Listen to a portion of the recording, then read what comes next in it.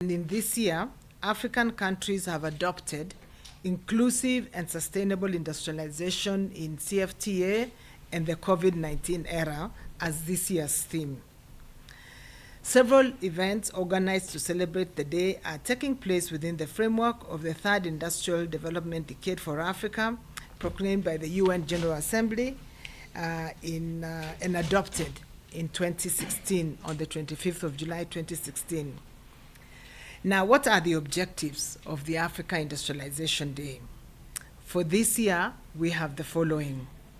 enhancing international cooperation and dialogue on the industrialization agenda, raising opportunities and challenges associated with innovative solutions for African industry at global level, showcasing progress made on industrialization efforts for the country, rallying of stakeholders at the national, regional, and continental level to exchange knowledge on the continent's structural transformation agenda, sensitization on the establishment of the Africa Continental Free Trade Area that was signed in March 2018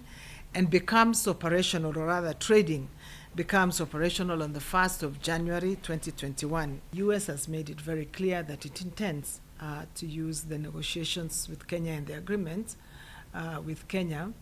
as an inspiration for other African countries to pursue bilateral